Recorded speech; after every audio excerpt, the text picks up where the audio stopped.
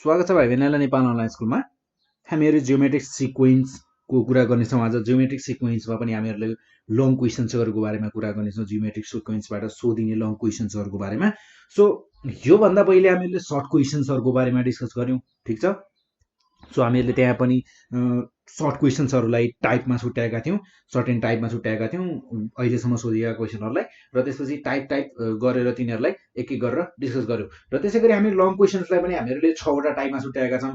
2060देखि लगेर 60देखि लगेर अहिलेसम्मको 2075सम्म आइपुगुन्जेलसम्म भएको एसएलसी तपाईँहरूको सबै क्वेसन्सहरूलाई हामीले कलेक्ट गरेर 6वटा टाइपमा छुट्याएका छौँ। र यो 6वटा टाइपहरू मध्येमा हामी एक एक गरेर डिस्कस गर्नेछौँ।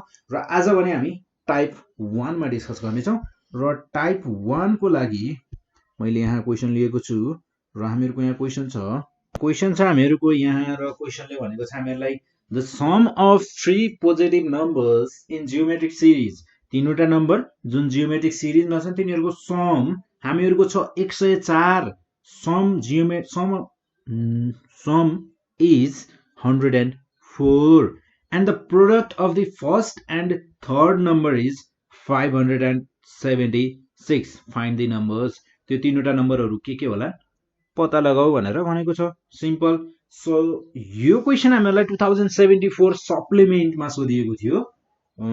देन अब हामी यो क्वेसनलाई सोल्युसनतर्फ जानेछौँ। यो क्वेसनको जस्तै अब हामीहरूलाई यहाँ 3टा नम्बर पत्ता लगाऊ भनेको छ हैन।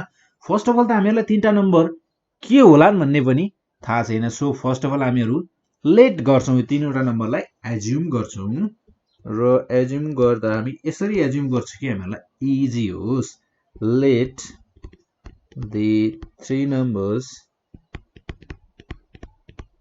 Let the 3 terms of a geometric series be a by r first term, then a second term and ar भनेको हामीहरूको third term, ar भनेको हामीहरूको third term.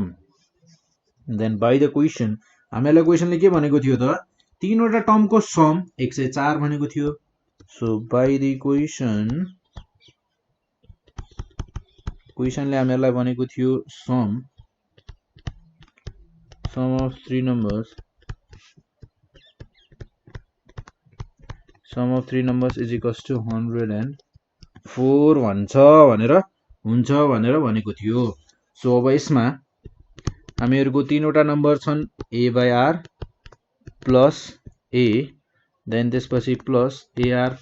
यो 3टा नम्बरको सम हुन्छ हामीहरूको 104 भनेर भनेको थियो। देन त्यसपछि हामीहरूको यहाँ हामीहरू r कमन लिन सक्छौँ, सरी एलसीएम लिन सक्छौँ।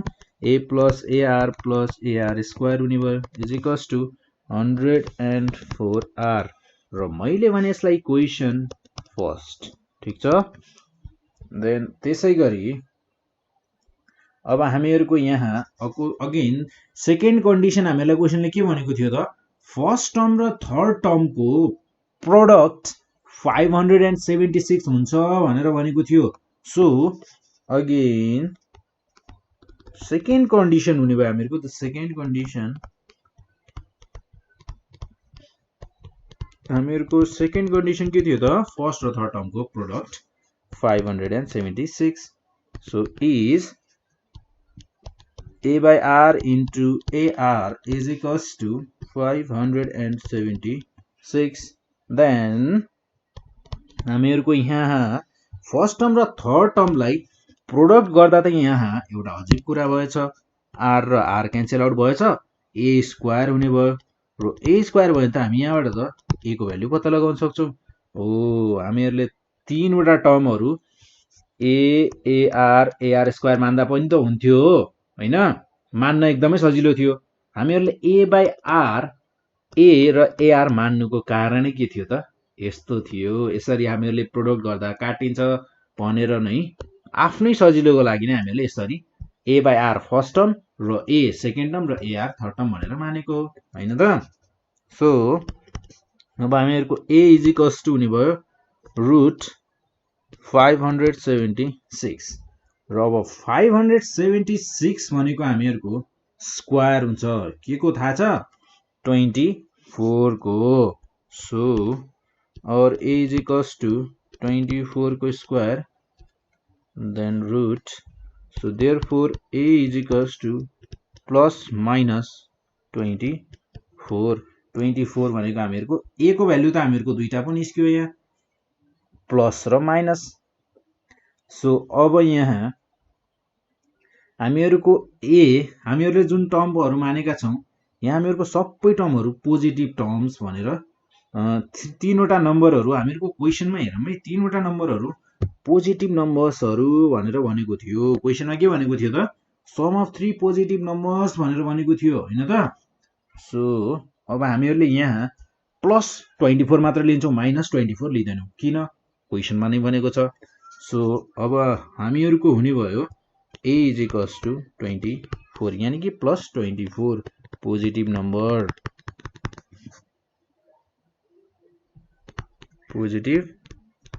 नम्बर भनेर यसरी लेख्छौं साइडमा since positive number so from equation first अब इक्वेसन फर्स्ट बाट त from equation first we get when a is equals to 24 a 24 हुँदा इक्वेसन फर्स्टले हामीहरुलाई के दिनु भयो हेरौँ है अब a को ठाउँमा हामीहरुले राख्छौं 24 भने r को भ्यालु दिनु पर्यो अब इक्वेसन फर्स्टले जबरजस्ती पनि दिनु पर्यो हैन त हामीहरुको इक्वेसन फर्स्ट त ar plus ar square is equals to 104 r so अब हामीहरुको यसमा यदि हामीहरुले a को भ्यालु रिप्लेस गर्यौं भने हामीहरुले a को ठाउँमा 24 plus 24 r plus 24 r square is equals to 104 r ठीक छ then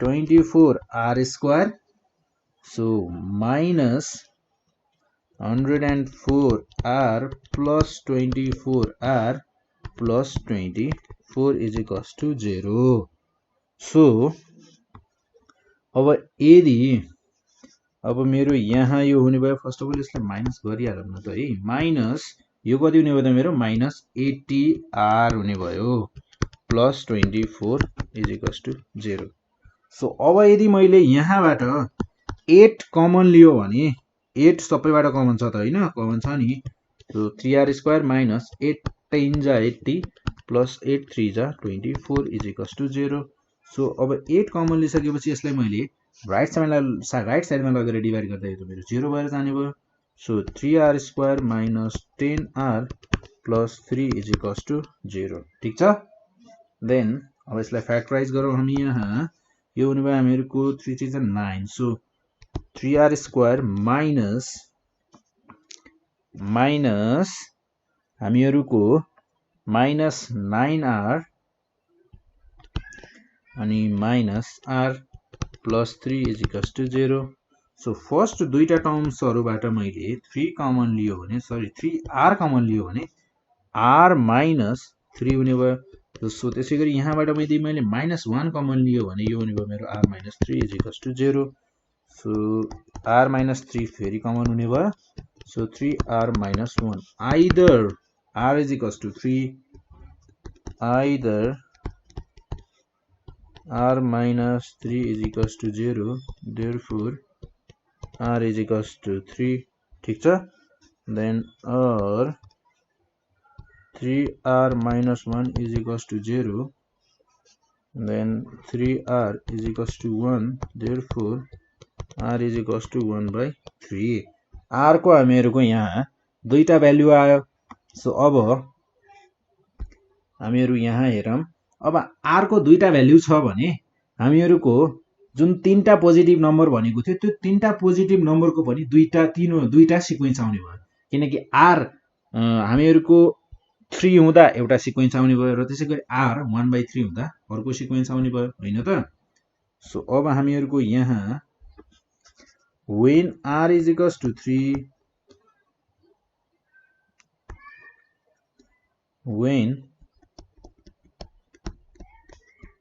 when r is equals to 3 the numbers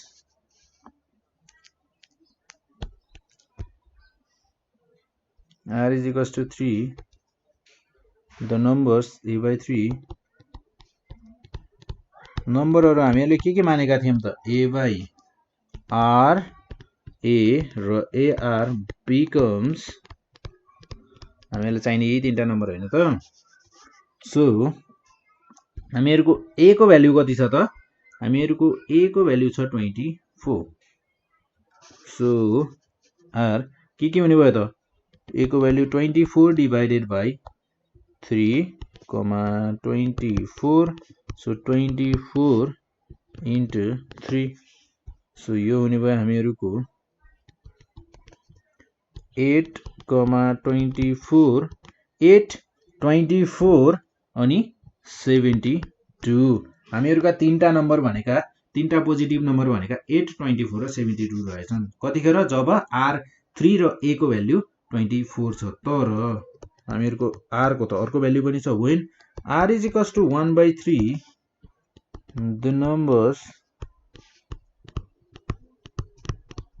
the numbers a by r ar becomes यिनीहरु के हुन्छन् त हेरौं है so 24 divided by 1/3 और हामीहरुको a छ 24 नै देन यो हुने भयो हामीहरुको 24 r भनेको हामीहरुसँग छ 1/3 देन यो हुने भयो हामीहरुको 24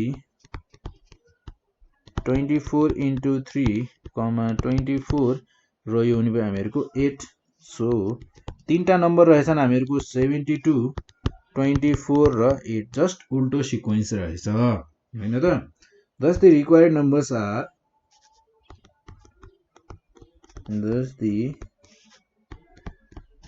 required three positive numbers are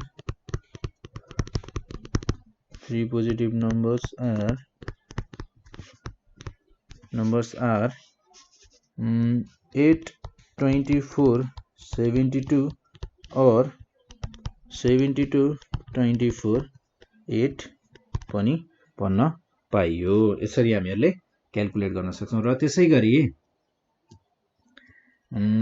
एउटा अर्को क्वेशन हेरौं हामीहरुको 2072 मा सोधिएको क्वेशन छ हामीहरुको 2072 रेगुलर मा सोधिएको रहेछ क्वेशन जस्तै क्वेशन छ हामीहरुको यहाँ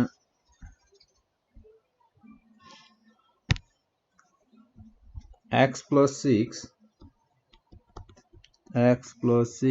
x and x minus 3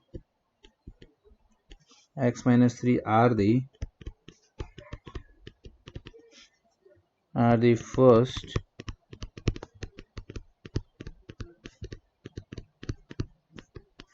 three terms of a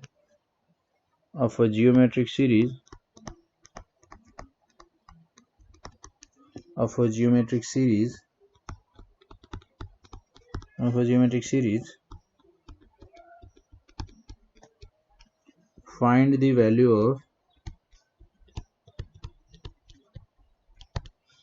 the value of x and its fifth term हामीले 2072 मा सब रेगुलर मा सोधिएको क्वेशन रहेछ र यहाँ हामीलाई भनिएको छ x plus 6 x र x minus 3 तीनवटा नम्बर्स केमा जियोमेट्रिक सिरिज मा छन् भनेर भनेको छ फर्स्ट 3 नम्बर्स हुन् है फेरि so find the value of x and its fifth term भनेर भनेको छ सो हियर हामीलाई फर्स्ट अफ अल गिवन के छ त्यो लेखौं सो हियर given हामीलाई 3 terms the 3 terms are of a geometric sequence are x plus 6 then x and x minus 3 ठीक छ then so हामीहरुलाई यदि यिनीहरु जियोमेट्रिक सिक्वेन्समा छन् भने हामीहरुको जियोमेट्रिक सिक्वेन्समा के हुन्छ भने यहाँ जियोमेट्रिक सिक्वेन्समा हामीहरूको कमन रेसियो हुन्छ हैन त, रेसियो के हुन्छ त, कमन हुन्छ दुईटा कन्जुगेटिभ टर्म्सहरु बीच। सो हामीहरुसँग यी फर्स्ट 3 टर्म्स हुन् भने यिनीहरुको रेसियो त यिनीहरुको बीच रेसियो त सेम हुनुपर्छ। So x by x plus 6 को रेसियो र x minus 3 by x को रेसियो सेम हुनुपर्छ। सो यो हुनेबो क्रस मल्टिप्लाई गर्दा x square then x minus 3 into x plus 6। So यो दुईटालाई मल्टिप्लाई गर्दा यो हुनेबो हामीहरुको x square plus 6x minus 3x minus 18। So x square is equals to x square plus 6x minus 3x is equals to 3x। So 3x minus 18 ठीक छ। then हामीहरु x square cancel out और 3x is equals to 18 और x is equals to 18 divided by 3। therefore x is equals to 6। हामीहरुको x को value कति रहेछ त, x को value त हामीहरुको 6 रहेछ। सो हियर हामीहरुको फर्स्ट टर्म a ठीक छ, फर्स्ट टर्म भनेको हामीहरुको a थियो र a भनेको हामीहरुको x plus 6 र यो हुने भयो हामीहरुको 6 plus 6 is equals to 12। र त्यसैगरी second term t2 is equals to हामीहरुसँग सेकेन्ड टर्म भनेको x देन यो छ हामीहरुको 6। त्यसैगरी अब हामीहरुको यहाँ कमन रेशियो कति हुने भयो त, कमन रेशियो r भनेको हुने भयो हामीहरुको t2 by t1 then 6 by 12 is equals to यो हुने भयो हामीहरुको 1/2। कमन रेशियो छ हामीहरुको 1/2। So now fifth term t5 is equals to what, t5 भनेको कति हुन्छ होला त। अब युजिङ फर्मुला र फर्मुला छ हामीहरुसँग tn is equals to ar to the power n minus 1। Then हामीहरुको t5 is equals to a first term भनेको हामीहरुसँग छ 12 into r भनेको 1/2 to the power n 5 minus 1। then यो हुने भयो हामीहरुको 12 into 2 to the power 5 भनेको sorry 1/2 2 to the power 1/2 to the power 4 हुने भयो। सो 1/2 to the power 4 भनेको त हामीहरुको 16 हो। then 4 3 जा 12 4 4 जा 16 3/4। सो हामीहरुको फिफ्थ टर्म त 3/4 रहेछ। thus the value of x is the required value of x is हामीहरुसँग छ 6 and fifth term is 3/4 भनेर हामीहरुले भन्न सक्छौं। सो अब हामीहरुको यहाँ छ